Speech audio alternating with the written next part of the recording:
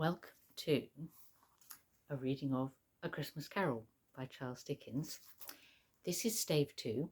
To find the other 4 staves, read by Kate and Jack and Mark and Michael, follow the links below. The first of the 3 spirits.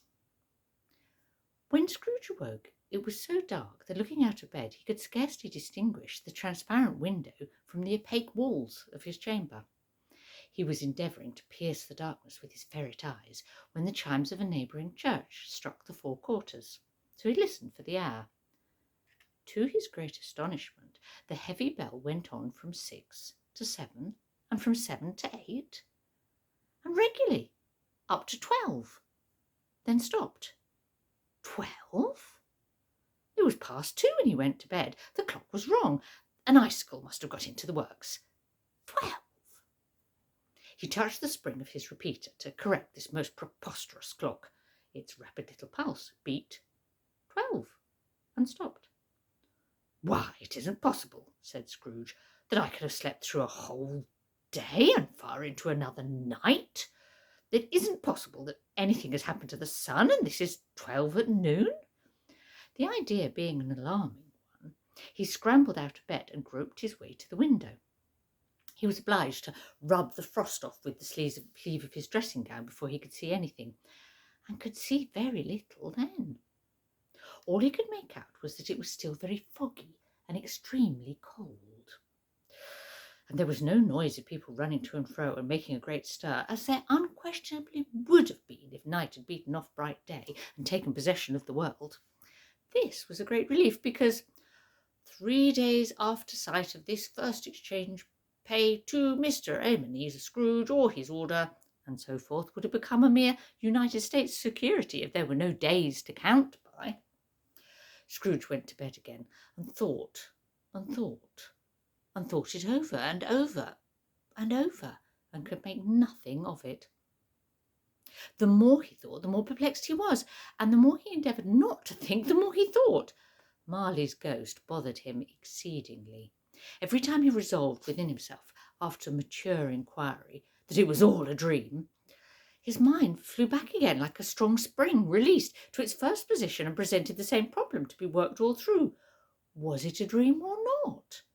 Scrooge lay in this state until the chime had gone 3/4 more, when he remembered on a sudden that the ghost had warned him of a visitation when the bell tolled 1. He resolved to lie awake until the hour was past, and considering that he could no more go to sleep than go to heaven, this was perhaps the wisest resolution in his power. The quarter was so long that he was more than once convinced he must have sunk into a doze unconsciously and missed the clock. At length it broke upon his listening ear. Ding dong. 1/4 past, said Scrooge, counting. Ding dong. 1/2 past, said Scrooge. Ding dong. 1/4 to it, said Scrooge. Ding dong. The hour itself, said Scrooge triumphantly, and nothing else. He spoke before the hour bell sounded, which it now did with a deep, dull, hollow, melancholy 1. Light flashed up in the room upon the instant, and the curtains of his bed were drawn. The curtains of his bed were drawn aside, I tell you, by a hand, not the curtains at his feet, nor the curtains at his back, but those to which his face was addressed. The curtains of his bed were drawn aside, and Scrooge, starting up into a half-recumbent attitude, found himself face to face with the unearthly visitor who drew them. As close to it as I am now to you, and I am standing in the spirit at your elbow. It was a strange figure, like a child, yet not so like a child as like an old man, viewed through some supernatural medium, which gave him the appearance of having receded from view and being diminished to a child's proportions. Its hair, which hung about its neck and down its back, was white as if with age, and yet the face had not a wrinkle in it, and the tenderest bloom was on the skin. The arms were very long and muscular, the hands the same as if its hold were of uncommon strength. Its legs and feet, most delicately formed, were, like those upper members, bare.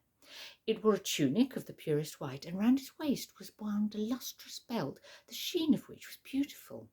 It held a branch of fresh green holly in its hand, and, in singular contradiction of that wintry emblem, had its dress trimmed with summer flowers. But the strangest thing about it was that from the crown of his head there sprung a bright, clear jet of light, by which all this was visible, and which was doubtless the occasion of its using in its duller moments a great extinguisher for a cap, which it now held under its arm.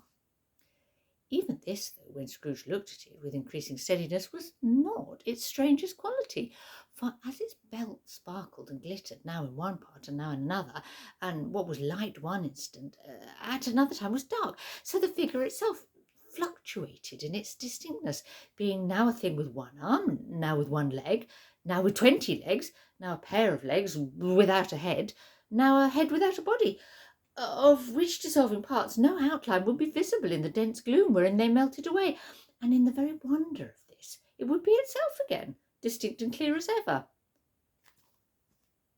"Are you the spirit, sir, whose coming was foretold to me?" asked Scrooge. "I am."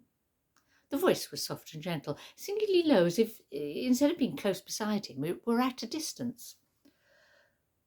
"Who and what are you?" Scrooge demanded. "I am the ghost of Christmas past." "Long past?" inquired Scrooge, observant of its dwarfish stature. "No, your past." Perhaps Scrooge could not have told anybody why, if anybody could have asked him, but he had a special desire to see the spirit in his cap, and begged him to be covered. "What?" exclaimed the ghost. "Would you so soon put out with worldly hands the light I give? Is it not enough that you are one of those whose passions made this cap, and force me through whole trains of years to wear it low upon my brow?" Scrooge reverently disclaimed all intention to offend, or any knowledge of having wilfully bonneted the spirit at any period of his life. He then made bold to inquire what business brought him there. "Your welfare," said the ghost. Scrooge expressed himself much obliged, but could not help thinking that a night of unbroken rest would have been more conducive to that end. The spirit must have heard him thinking, for it said immediately, "Your reclamation, then. Take heed." It put out its strong arm as it spoke, and clasped him gently by the arm. "Rise and walk with me." It would have been in vain for Scrooge to plead that the weather and the hour were not adapted to pedestrian purposes, that bed was warm, and the thermometer a long way below freezing, that he was clad but lightly in his slippers, dressing gown, and nightcap, and that he had a cold upon him at that time. The grasp, though gentle as a woman's hand, was not to be resisted. He arose, but finding that the spirit made towards the window, clasped its robe in supplication. "I am a mortal," Scrooge remonstrated, "and liable to fall." "Bear but a touch of my hand there," said the spirit, laying it upon his heart, "and you shall be upheld in more than this." As the words were spoken, they passed through the wall and stood upon an open country road, with fields on either hand. The city had entirely vanished. Not a vestige of it was to be seen. The darkness and the mist had vanished with it, for it was a cold, clear winter's day, with snow upon the ground. "Good heavens!" said Scrooge, clasping his hands together as he looked about him. "I was bred in this place. I was a boy here." The spirit gazed upon him mildly. Its gentle touch, though it had been light and instantaneous, appeared still present in the old man's sense of feeling. He was conscious of 1,000 odours floating in the air, each one connected with 1,000 thoughts and hopes and joys and cares long, long forgotten. "Your lip is trembling," said the ghost. "And what is that upon your cheek?" Scrooge muttered, with an unusual catching in his voice, that it was a pimple, and begged the ghost to lead him where he would. "You recollect the way?" inquired the spirit. "Remember it?" cried Scrooge with fervour. "I could walk it blindfold." "Strange to have forgotten it for so many years," observed the ghost. "Let us go on." They walked along the road. Scrooge recognising every gate and post and tree, until a little market town appeared in the distance, with its bridge, its church and winding river. Some shaggy ponies were seen trotting towards them, with boys upon their backs, who called to other boys in country gigs and carts driven by farmers. All these boys were in great spirits, and shouted to each other, until the broad fields were so full of merry music that the crisp air laughed to hear it. "These are but shadows of the things that have been," said the ghost. "They have no consciousness of us." The jocund travellers came on, and as they came, Scrooge knew and named every one. Why was he rejoiced beyond all bounds to see them? Why did his cold eye glisten and his heart leap up as they went past? Why was he filled with gladness when he heard them give each other "Merry Christmas" as they parted at crossroads and byways for their several homes? What was Merry Christmas to Scrooge? Out upon Merry Christmas! What good had it ever done to him? "The school is not quite deserted," said the ghost. "A solitary child, neglected by his friends, is left there still." Scrooge said he knew it, and he sobbed. They left the high road by a well-remembered lane, and soon approached a mansion of dull red brick, with a little weathercock-surmounted cupola on the roof and a bell hanging in it. It was a large house, but one of broken fortunes, for the spacious offices were but little used. Their walls were damp and mossy, their windows broken and their gates decayed. Fowls clucked and strutted in the stables, and the coach-houses and sheds were overrun with grass. Nor was it more retentive of its ancient state within, for, entering the dreary hall, and glancing through the open doors of many rooms, they found them poorly furnished, cold and vast. There was an earthy savour in the air, a chilly bareness in the place, which associated itself somehow with too much getting up by candlelight and not too much to eat. They went, the ghost and Scrooge, across the hall to a door at the back of the house. It opened before them and disclosed a long, bare, melancholy room, made barer still by lines of plain deal forms and desks. And Scrooge, at one of these a lonely boy was reading near a feeble fire, and Scrooge sat down upon a form and wept to see his poor forgotten self as he had used to be. Not a latent echo in the house, not a squeak and scuffle from the mice behind the panelling, not a drip from the half-thawed waterspout in the dull yard beyond, not a sigh among the leafless boughs of one despondent poplar, not the idle swinging of an empty storehouse door, no, not a clicking in the fire, but fell upon the heart of Scrooge with softening influence, and gave a freer passage to his tears. The spirit touched him on the arm, and pointed to his younger self, intent upon his reading. Suddenly, a man in foreign garments, wonderfully real and distinct to look at, stood outside the window, with an axe stuck in his belt, and leading an ass laden with wood by the bridle. "Why, it's Ali Baba!" Scrooge exclaimed in ecstasy. "It's dear old honest Ali Baba! Yes, I know! One Christmas time, when yonder solitary child was left here all alone, he did come, for the first time, just like that. Poor boy! And Valentine," said Scrooge, "and his well brother, Orson, there they go. And what's his name, who was put down in his drawers asleep at the gate of Damascus. Don't you see him? And the Sultan's groom turned upside down by the genie. There he is upon his head. Serve him right. I'm glad of it. What business had he to be married to the princess?" To hear Scrooge expending all the earnestness of his nature upon such subjects, in the most extraordinary voice between laughing and crying, and to see his heightened and excited face, would have been a surprise to his business friends in the city, indeed. "There's the parrot!" cried Scrooge. "Green body and yellow tail, with a thing like a lettuce growing out the top of his head. There he is! Poor Robinson Crusoe, he called him, when he came home again after sailing round the island. Poor Robinson Crusoe! Where have you been, Robinson Crusoe?" The man thought he was dreaming, but he wasn't. It was the parrot, you know. "There goes Friday, running for his life to the little creek. Hello! Whoop! Hello!" Then, with a rapidity of transition very foreign to his usual character, he said in pity for his poor former self, "Poor boy," and cried again.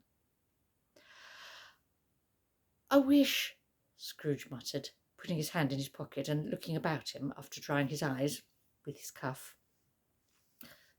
"But it's too late now." "What's the matter?" asked the spirit. "Nothing," said Scrooge. "Nothing. There was a boy singing a Christmas carol at my door last night. I should have liked to have given him something. That's all." The ghost smiled thoughtfully and waved its hand, saying as it did so, "Let us see another Christmas." Scrooge's former self grew larger at the words, and the room became a little darker and more dirty. The panels shrunk, the windows cracked, the fragments of plaster fell out of the ceiling, and the naked lathes were shown instead. But how all this was brought about, Scrooge knew no more than you do. He only knew that it was quite correct, that everything had happened so. That there he was, alone again, when all the other boys had gone home for the jolly holidays. He was not reading now, but walking up and down despairingly. Scrooge looked at the ghost, and with a mournful shaking of his head, glanced anxiously towards the door. It opened, and a little girl much younger than the boy came darting in, putting her arms about his neck, and often kissing him, addressed him as her dear, dear brother. "I've come to bring you home, dear brother," said the child, clapping her tiny hands and bending down to laugh. "To bring you home, home, home." "Home, little Fan?" returned the boy. "Yes," said the child, brimful of glee. "Home for good and all. Home for ever and ever and ever. Father is so much kinder than he used to be that home's like heaven. He spoke so gently to me one dear night when I was going to bed that I was not afraid to ask him once more if you might come home. And he said, 'Yes, you should,' and sent me in a coach to bring you.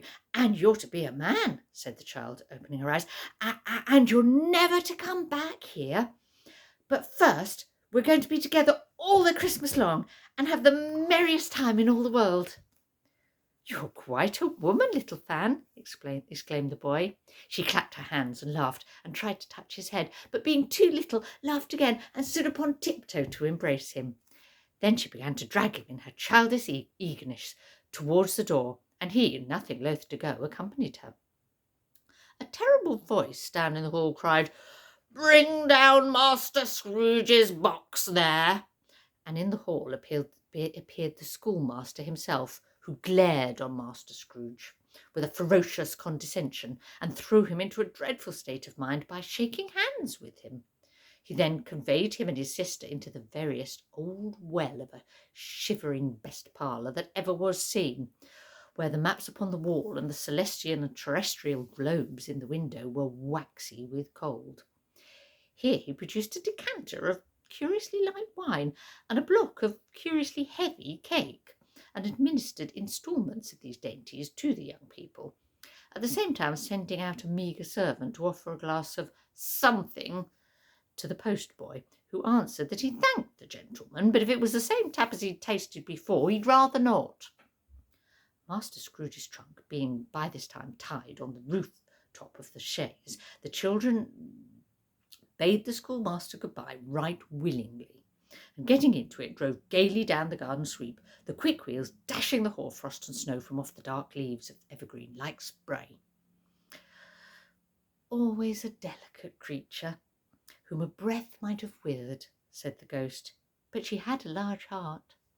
"So she had," cried Scrooge. "You're right. I will not gainsay it, spirit. God forbid." "She died a woman," said the ghost, "and had, I think, children." "One child," Scrooge returned. "True," said the ghost. "Your nephew." Scrooge seemed uneasy in his mind, and answered briefly, "Yes."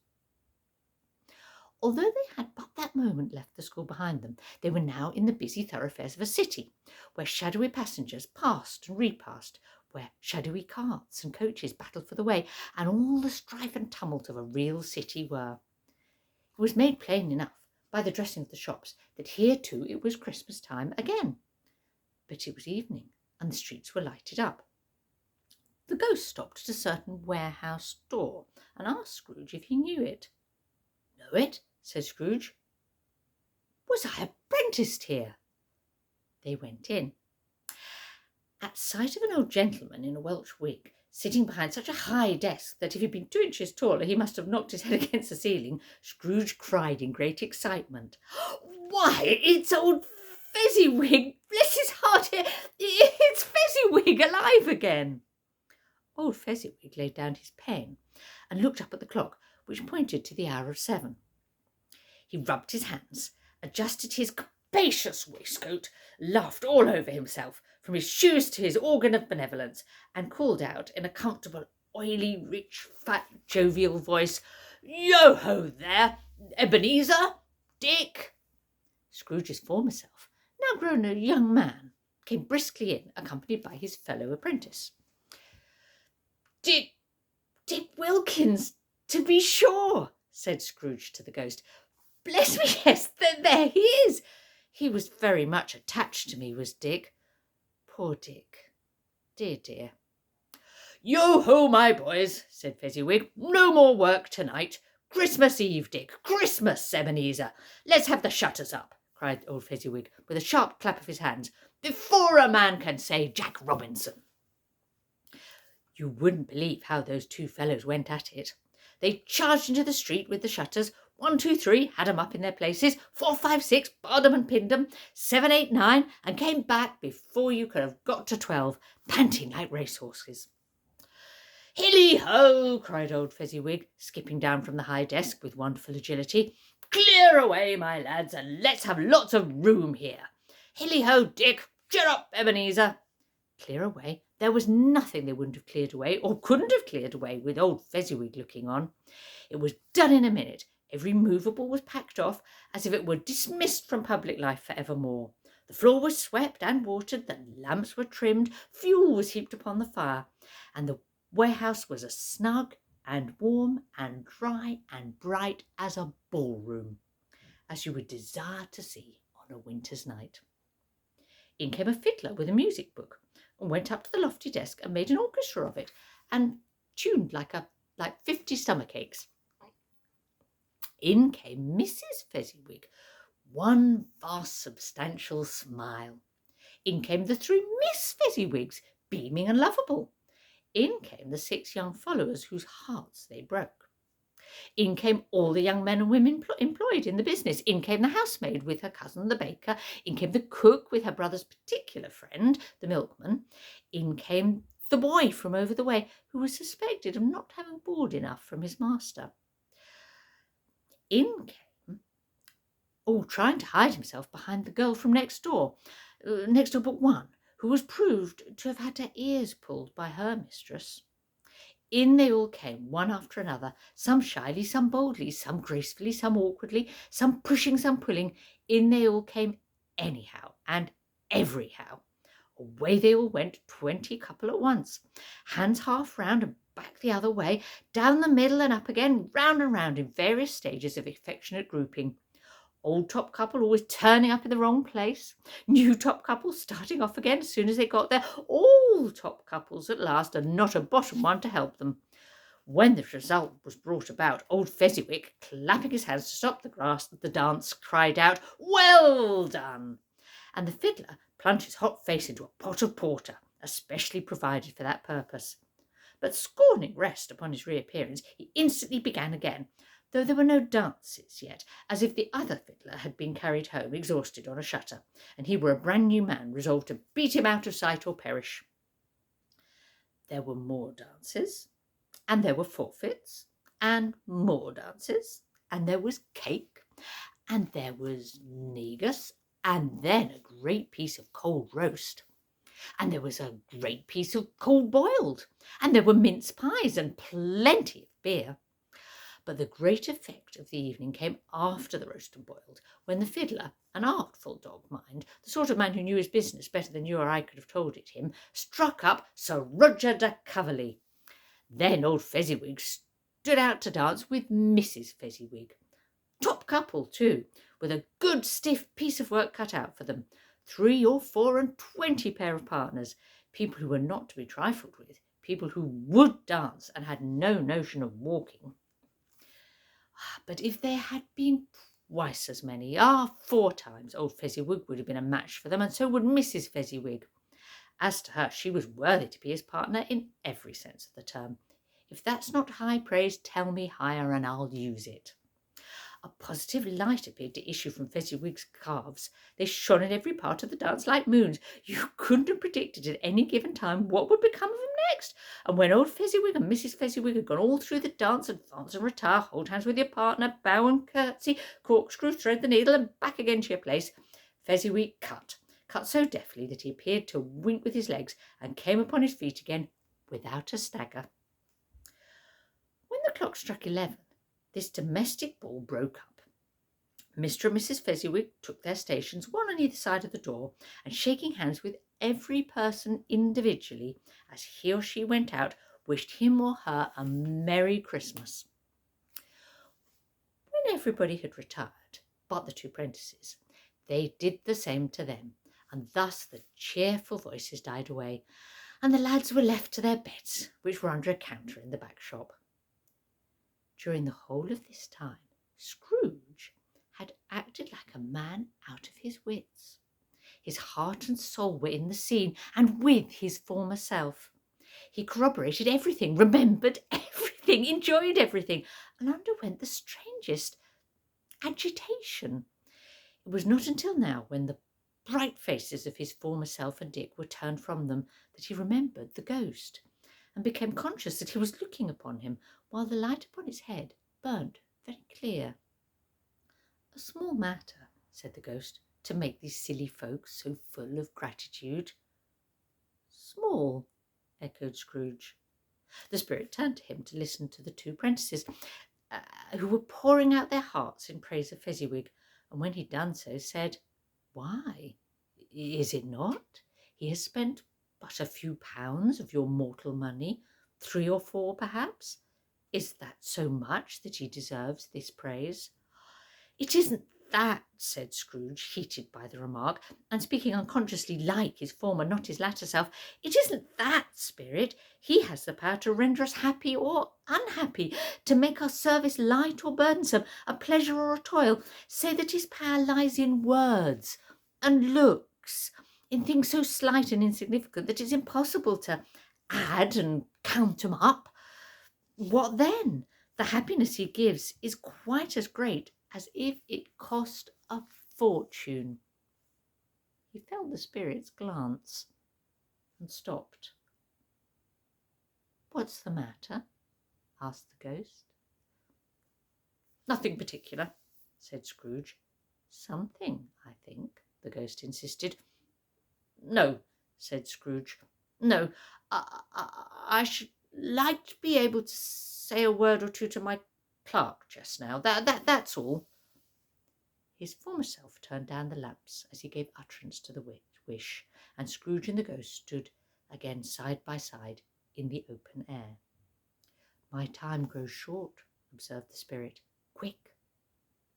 This was not addressed to Scrooge, or to anyone whom he could see, but it produced an immediate effect.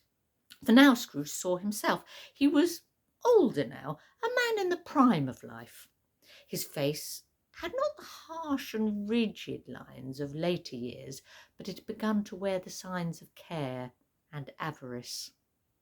There was a eager, greedy, restless motion in the eye, which showed the passion that had taken root, and where the shadow of the growing tree would fall. He was not alone, but sat by the side of a fair young girl in mourning dress, in whose eyes there were tears which sparkled in the light that shone out of the ghost of Christmas past. "It matters little," she said softly. "To you, very little. Another idol has displaced me, and if it can cheer and comfort you in time to come, as I would have tried to do, I have no just cause to grieve." What idol has displaced you? He rejoined. A golden one. This is the even-handed dealing of the world, he said. There's nothing on which it is so hard as poverty, and there's nothing it professes to condemn with such severity as the pursuit of wealth. You fear the world too much, she answered gently. All your other hopes have merged into the hope of being beyond the chance of its sordid reproach. I've seen your nobler aspirations fall off one by one until the master passion gain engrosses you. Have I not? What then? He retorted. Even now, if I have grown so much wiser, what then? I'm not changed towards you. She shook her head. Am I? Our contract is an old one. It was made when we were both poor and content to be so, until in good season we could improve our worldly fortune by our patient industry. You are changed. When it was made, you were another man. I was a boy, I said impatiently. Your own feeling tells you that you are not what you are, she returned. I am. That which promised happiness when we were one in heart is fraught with misery now that we are two. How often and how keenly I have thought of this, I will not say. It is enough that I have thought of it, and I can release you. Have I ever sought release? In words? No, never. In what then? In a changed nature, in an altered spirit, in another atmosphere of life, another hope as its great end, in everything that made my love of any worth or value in your sight. If this had never been between us, said the girl, looking mildly, but with steadiness upon him, tell me, would you seek me out and try to win me now? Ah, no. He seemed to yield to the justice of this suggestion in spite of himself, but he said with a struggle, You think not? I would gladly think otherwise if I could, she answered. Heaven knows, when I have learned a truth like this, I know how strong and irresistible it must be. But if you were free today, tomorrow, yesterday, can I even believe that you would choose a dowerless girl? You who, in your very confidence with her, weigh everything by gain, or choosing her, if for a moment you were false enough to your one guiding principle to do so, do I not know that your repentance and regret would surely follow? I do, and I release you. With a full heart, for the love of him you once were. He was about to speak, but her head turned from him. She resumed. You may, the memory of what is past half makes me hope you will have pain in this. A very, very brief time, and then you will dismiss the recollection of it gladly as an unprofitable dream, from which it happened well that you awoke. May you be happy in the life you have chosen.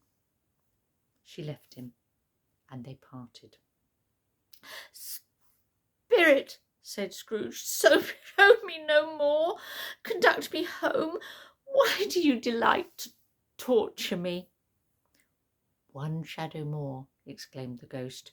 No more, cried Scrooge. No more.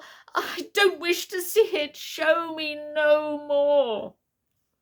But the relentless ghost pinioned him in both his arms and forced him to observe what happened next.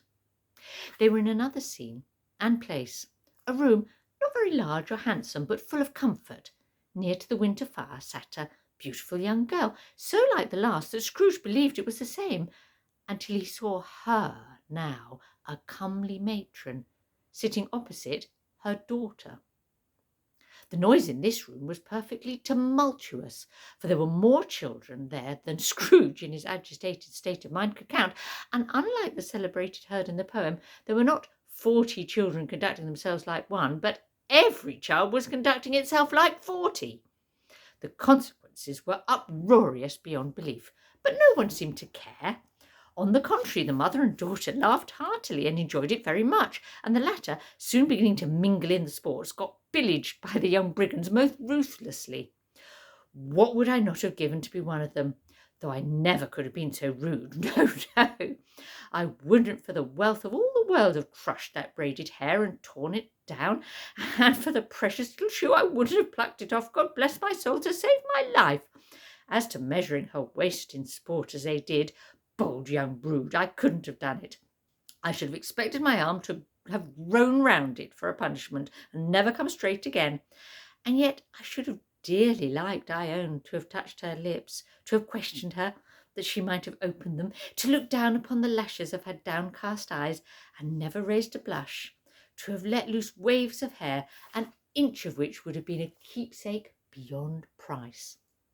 In short, I should have liked, I do confess, to have had the lightest licence of a child, and been man enough to know its value.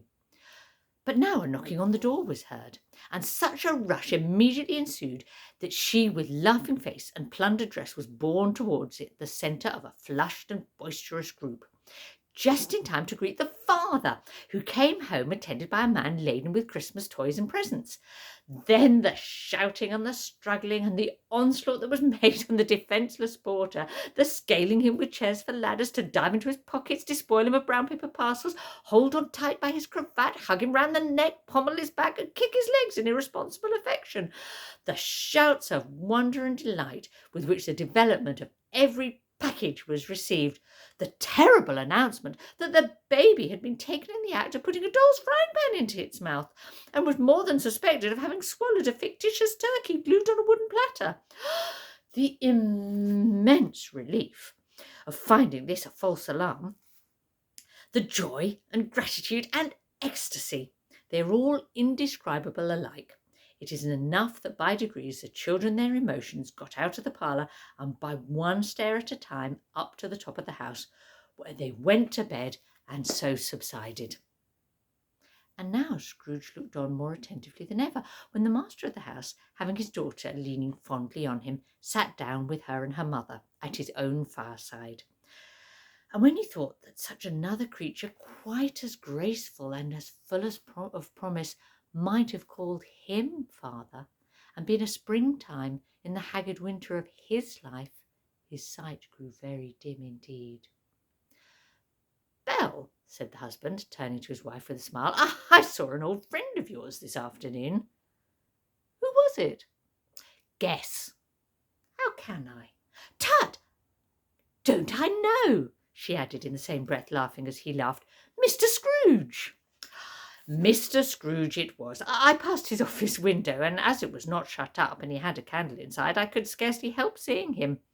His partner lies quite upon the point of death, I hear, and there he sat alone, quite alone in the world, I do believe.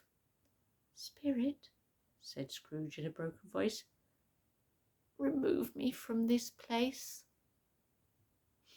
"I told you these were the shadows of things that have been," said the ghost. "They are what they are.